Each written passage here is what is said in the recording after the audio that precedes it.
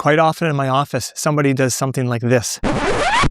And then they look at me like they got caught eating cake at a weight loss clinic. Sorry, doc, I know I shouldn't. Here's the thing. Half of you who are cracking your own neck are convinced that you're giving yourself arthritis, and the other half don't care because it feels so good. Today, I'm going to settle this with actual research, not something that your aunt read on Facebook. I'm Dr. Rob Murray. I'm a chiropractor in Newmarket, Ontario, Canada for the past 25 years. And by the end of this video, you will know exactly what that popping sound is, whether it's wrecking your joints, and I'll also tell you about the one situation where cracking your own neck could actually hurt you. That part's at the end. And if you're a habitual neck cracker, then you want to make it to the end to see that. Let's do this. Welcome back. So first off, what's actually popping? Not bone, it's not cartilage. Despite what it sounds like in a quiet meeting, nothing is breaking. All of your back joints are surrounded by a capsule that has synovial fluid in it. Think of synovial fluid as the motor oil for your joints. When you stretch a back joint quickly, the pressure inside drops and the dissolved gas forms into a bubble. That pop sound you hear is the bubble forming, and this is called cavitation. That's it. That's the whole show. See you later. Just kidding. Let's get back to this. You're basically opening a tiny bottle of champagne in your neck. That sounds weird. Which I guess explains why it feels like a celebration. And that satisfying feeling afterward, that's real too. That quick stretch in your neck fires off receptors that tell your pain receptors to calm down and temporarily relaxes your muscles. A hormone gets released called endorphins. It hits your brain and gives you a sensation of relief, which is exactly why some of you are doing this 11 times a day, and we'll get to that. So does cracking your neck actually cause arthritis? Short answer, no. The best evidence and research that we have so far actually comes from knuckle cracking. It's the same mechanism, it makes the same sounds. My favorite study is from Donald Unger, who actually cracked one hand and only one hand for 60 years.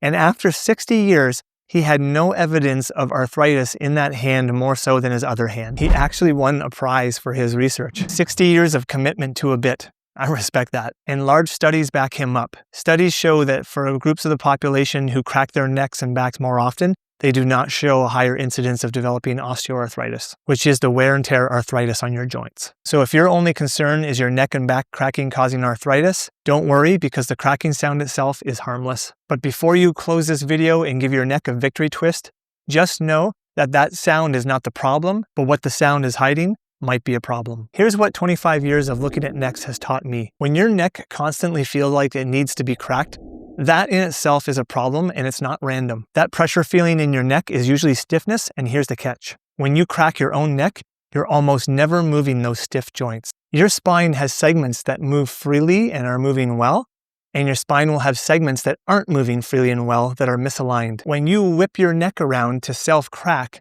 the joints that move freely are the ones that stretch and release the pressure and make the popping sound. But the segment that's actually misaligned, that's unable to move, is not releasing at all. So after you're done cracking your neck, you still have that misaligned joint that's stiff and it hasn't released any pressure. It just sits there unbothered, like a teenager being asked to empty a dishwasher. So in the end, the loose joints get looser and the stiff joints stay stiff. And that relief you experience, it's temporary. Maybe 10, maybe 20 minutes. Then the pressure's back and you're twisting again. And that's why it's addictive. You're never really fixing the underlying problem. You're just hitting the snooze button on the alarm. And over the months and years of yanking your neck around and hyperextending the hypermobile joints in your spine, you can irritate the ligaments that are supposed to be holding everything stable within your spine. It's not causing arthritis, but it is causing an issue. It's the difference between calling a locksmith to unlock one specific door or walking down a hallway and trying to kick in every single door. So in summary, when you twist your own neck, you are twisting all these segments, but the one that is stiff and out of alignment isn't moving. You are only hyperextending the other segments of the spine. When a chiropractor does an adjustment, we realign the specific segment of the spine that's misaligned, and we don't affect the other joints that are already moving properly. If you're a habitual neck cracker, I have a 4-step game plan for you. Step number 1, notice your triggers. Most people will crack their neck or their back at a specific time of the day, whether it's upon rising in the morning, after sitting at your desk for an hour or two, or when you're feeling stressed. Those times are typically when your body is reporting stress to you. Do yourself a favor and write down when that urge hits you. You're simply collecting evidence, you're not judging yourself. Step 2, swap that neck crack for a stretch. When the urge hits, do this instead. Try doing a chin tuck. Glide your head back and make double chins. It's fun. Gobble, gobble, gobble. Hold that chin tuck position for 5 seconds and repeat 5 times. Then slowly tilt your ear towards your shoulder, hold for 10 seconds, and then repeat on the other side. Slow stretching actually gives you the same relief signals without having to do the cracking. Less dramatic, I know, but so is flossing, and we do it anyway. Step 3, let's strengthen what's weak. Necks that constantly feel tight are usually necks that have muscles that are being overworked because the deep stabilizing muscles are getting too weak. And this usually happens for people who are working at desks and looking at technology too often. Those chin tucks we just talked about are step number 1 into getting those muscles to start working and to get stronger again. So do them daily. Step number 4 is get those stiff segments checked. If the urge to crack your neck keeps coming back, even though you're doing chin tucks and stretching your neck muscles, then you still have a fixated segment of your spine that's continually going to produce that stiffness. The stiff joints need to be assessed and addressed by a corrective care chiropractor who's trained in realigning the spine. That's literally what I do all day. If you're in or around Newmarket, Ontario, or anywhere in York region, come see me at Murray Family Chiropractic. I'll find the segments of your spine that are actually stuck. We'll get them realigned. You'll feel so much better. You'll have much better movement and less pain, and your body will function and heal at a better ability. The links for contacting me are in the description below. Okay, as promised, here is the one situation where cracking your own neck can actually be dangerous.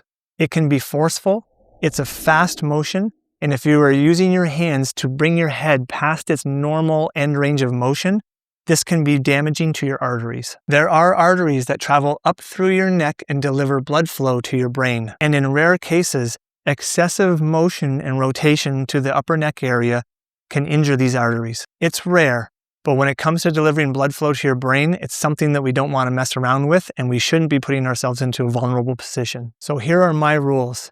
Never use your hands to crank your neck. Never force it past its natural range of motion. And if you ever crank your neck and get vision changes, dizziness, or severe headaches, I want you to go to the emergency room and get checked out. That is definitely not a wait and see type of situation. So to put this in perspective, gentle motion that has a popping in the spine is okay. Grabbing your skull and twisting like you're trying to open a stubborn pickle jar is not cool. Let's stop doing that today. So now we know cracking your neck doesn't cause arthritis. But if you feel like you need to crack your neck every single day, your body is really just telling you to get checked. Drop a comment and tell me honestly, how many times a day do you crack your neck? This is a safe place with excellent posture. If this video was useful to you, go ahead and subscribe. I put out a new video every week helping people with their posture, neck pain, headaches, and their balance. Next week's video builds right on top of this one, so subscribe, turn on notifications, and make sure you don't miss it. I'm Dr. Rob. Stop kicking every door in the hallway, and I'll see you at my next video.